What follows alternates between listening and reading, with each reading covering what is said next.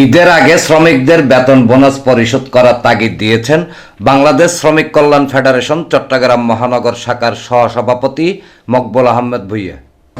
সরকারের কাছে দাবি হচ্ছে এবং বিভিন্ন মিল কলকারখানা যারা আছে তাদের কাছে দাবি হচ্ছে, এখনও পর্যন্ত আমরা শুনতে পাচ্ছি অনেক কলকারখানা বেতন দেয় নাই, বোনাসও দেয় নাই। আমরা 15ই রমজানের ভিতরে বেতন বোনাস দেওয়ার দাবি করেছিলাম। এখন আজকে 23 রমজান চলে যাচ্ছে, এখনও বেতন বোনাস অনেক শ্রমিকরা পায় নাই। ঈদের আগে যাতে তারা ঈদ উৎসব যথাযথভাবে পালন করতে পারে, এই জন্য তাদেরকে ঈদের আগে বেতন এবং বোনাস প্রদান করার জন্য আমি বাংলাদেশ শ্রমিক কল্যাণ ফেডারেশনের পক্ষ থেকে জোর দাবি জানাচ্ছি।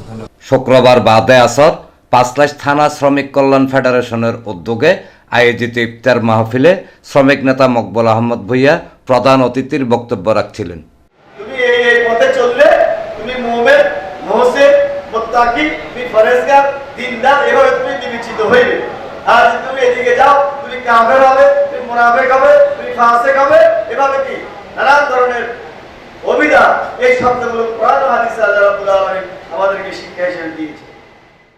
শ্রমজীবী মানুষের অধিকার প্রতিষ্ঠায় ইসলামী শ্রমনীতি বাস্তবায়ন অনিবার্য, এই প্রতিপাদ্যকে সামনে রেখে পবিত্র মাহে রমজান উপলক্ষে নগরীর হামজারবাগ এলাকার একটি কমিউনিটি সেন্টারে আয়োজিত ইফতার মাহফিল পূর্ব আলোচনা সভায় বিশেষ অতিথি ছিলেন পাঁচলাইশ থানা জামাতে ইসলামের আমির মাহবুব হাসান রুমি ও 7 নং পশ্চিম 16 ওয়ার্ডে জামায়াতে ইসলামের কাউন্সিলর পদপ্রার্থী সমাজসেবক মোহাম্মদ আনিসুর রহমান।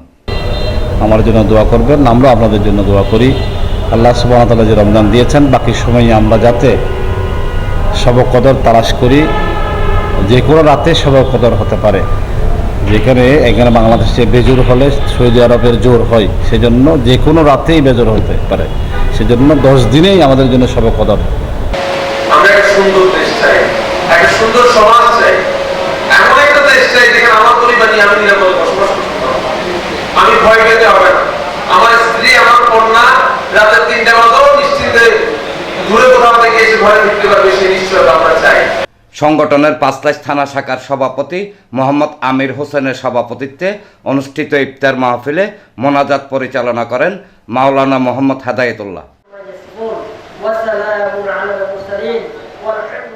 পাঁচলাইশ থানা শাখার সাধারণ সম্পাদক মনিরুল ইসলামের সঞ্চালনায় অনুষ্ঠানে সহ-সাধারণ সম্পাদক মোহাম্মদ হারুনুর রশিদ, পাঁচলাইশ 3 নং ওয়ার্ডের সভাপতি মোহাম্মদ হাসান, 7 নং পশ্চিম 16 ওয়ার্ডের সভাপতি মোহাম্মদ একলাস, শ্রমিক নেতা আনোয়ার হোসেন ও আবুল কালাম সহ আরও অনেকে উপস্থিত ছিলেন।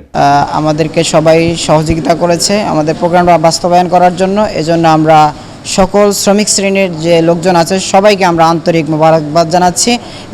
না, এটা তো আমাদের যারা শ্রমজীবী মানুষ আছে, তারা আসলে বিভিন্নভাবে সমস্যায় জর্জরিত।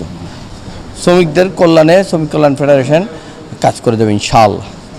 ইমদাদুল হক ইমন, প্রগতি 24 টিভি।